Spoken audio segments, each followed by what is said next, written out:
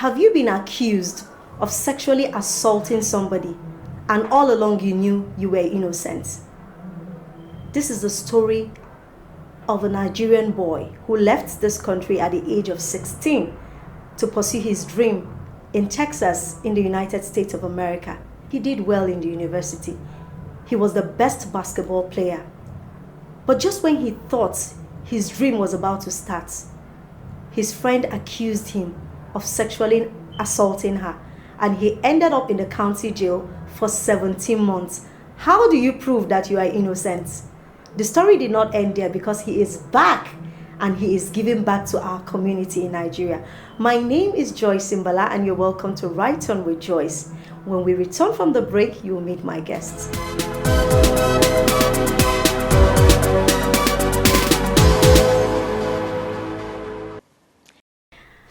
I have Yusuf Yakubu with me on the show today. You're welcome to the show, Mr. Yusuf. Thank you very much. It's nice having you on Right On with Joyce. I'm also excited to be here. Yes, this is Yusuf Yakubu. He's a basketballer. He plays for Elizabeth City State University in North Carolina. You were accused of sexually assaulting somebody, and all your dreams were just in front of you and it was dashing. How did it happen, and can you tell us the story? Yeah,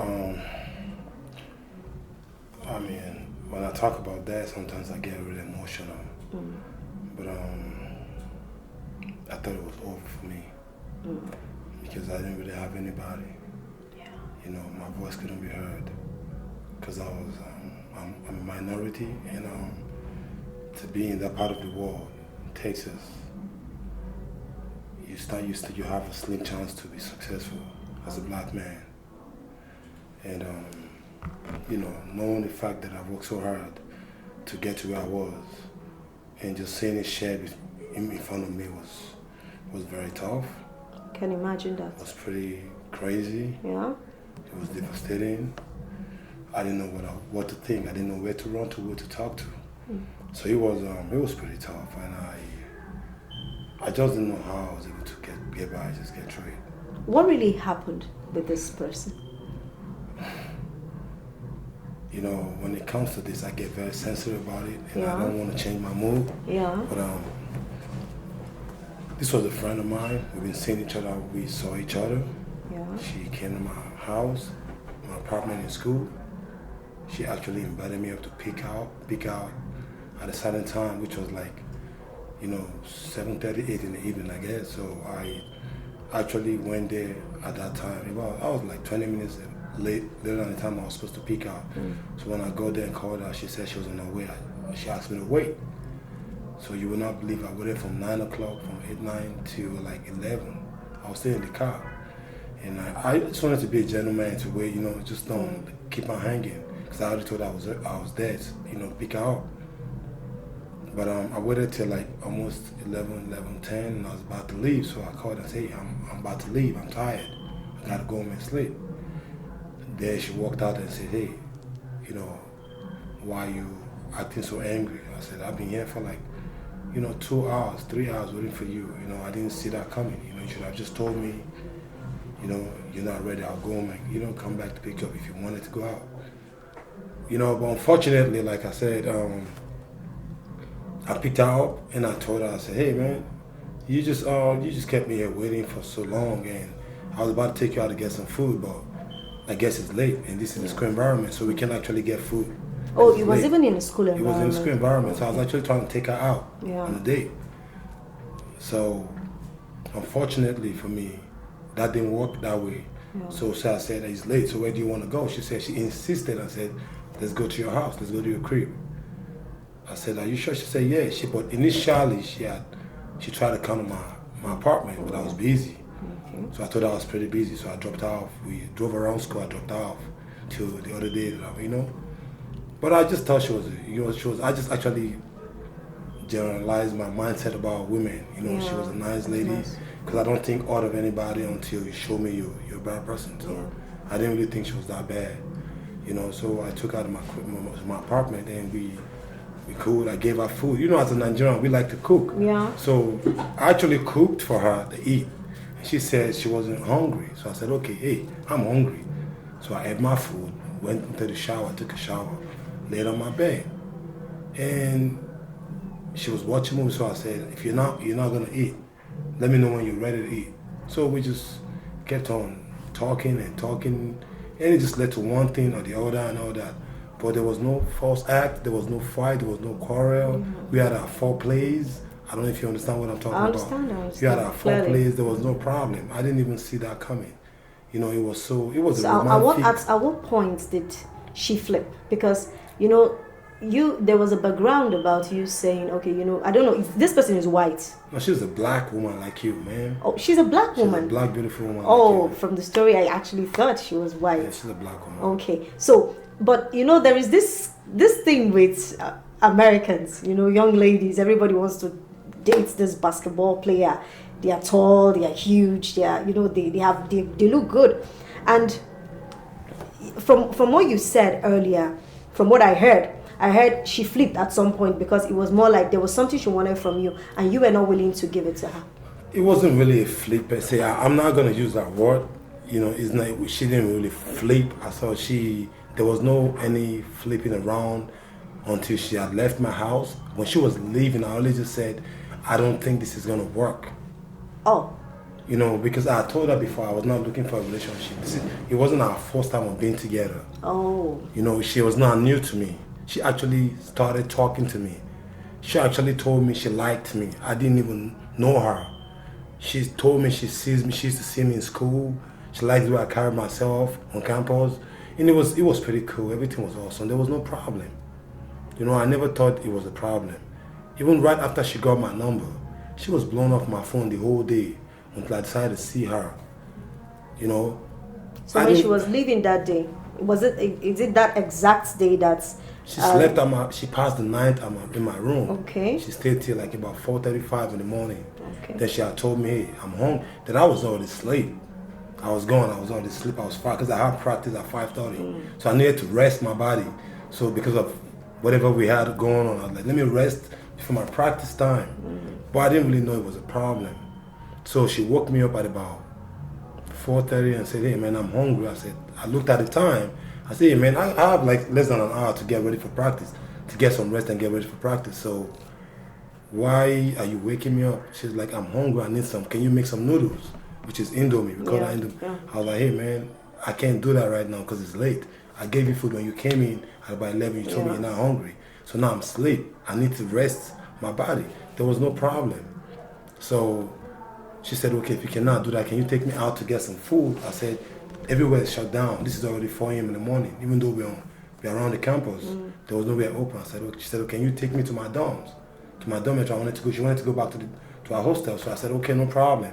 So I was upset, but because she's a woman, I actually just wanted to give her that respect I thought she deserved. So I stood up, got ready, put on my boxers, put on my white beater. They call it singlet out here. Yeah. I put it on, then I kind of drove her, got in my car, opened the door for her to get in. She hopped in, you know. The usual gentleman we see in America. So I kind of, you know, shut it after her, turned around, and got in the car. I was upset, but I didn't want to show I was upset that she cut my sleep, because I know I wasn't going to go to sleep no more. So while I was driving out, there was a policeman beside the security police guy just packed in front of our players, because we have like our players hostels off campus. He was just the guy there. So they actually greeted us like, hey Yusuf, how are you? So I said, hey, I'm fine. This saw her walked in the car, got in the car. She hopped in the car. There was no problem. I drove her. She was even telling me, hey, take it, don't push the car too fast. So I was like, okay, but I know, I'm tired. Like why?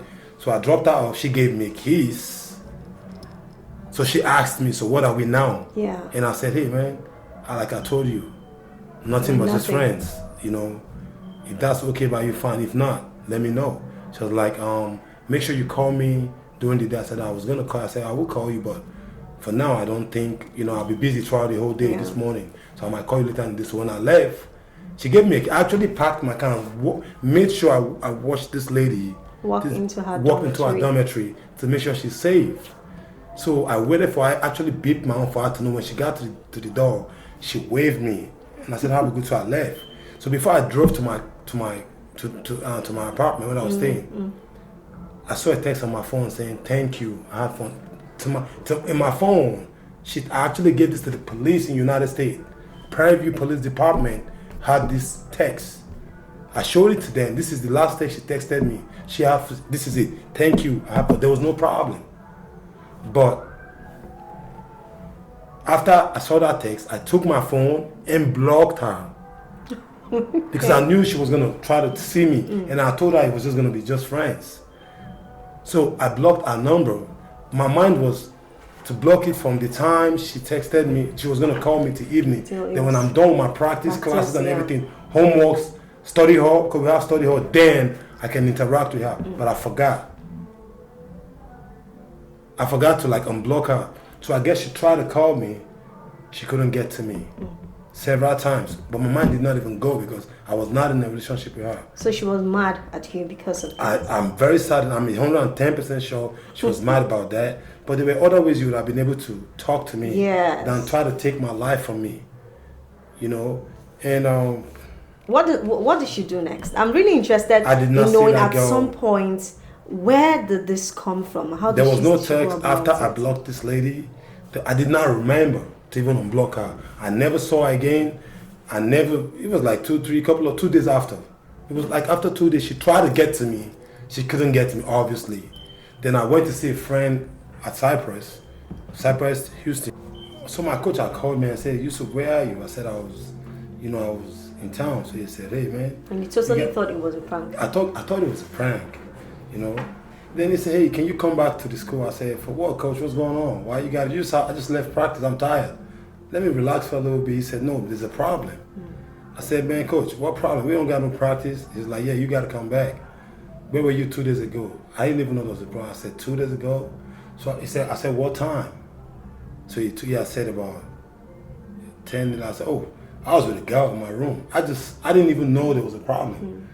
He was like, what y'all was doing? I said, man, we was just chilling. Man, you already know what it is, coach. I was just, talking to him as my coach because, I mean, you should be free to talk to your coach. Yeah. I've always been like that. So I said, hey, man, I was just chilling with this girl, man. What's going on? It's a beautiful girl. And then he said, okay, you might want to know now. She's filing a sexual assault case on you. You got to come back. So I thought because I told him I was chilling with a girl, he was just trying to play pranks. So I said, okay, coach, I'm on my way. Then he said, where are you? I said, I'm in Cyprus. He said, no, if you can't come, it was already late. This is like 45 minutes away. He said, I looked at the time, I said, coach, it's about after 11 or so. I said, but I'm coming back. If you're serious, I'm coming. So he said, no, don't worry about it. We'll see you tomorrow. You're fine. I said, no, I'm not fine. If you're playing, let me know you're playing so I can chill. If you're not playing, it's not my birthday. Don't play. So he said, no, come on if you can. So I drove back to school. So when I came, I met him. He was looking very serious. So I knew there was a problem. So as I started calculating what was going on, then I said, okay, what do you need? He said, we got to go to the police station. So we drove there, myself and him. We actually got there. They took me and started interrogating. My coach left me there. He left. He just, took me in and left. So I didn't even know he had gone. So after talking to the police, I was not arrested. They spoke to me and they actually knew me before then. So they're like, hey, what's going on? Is this for real? What's going on? I said, I don't know. What y'all talking about?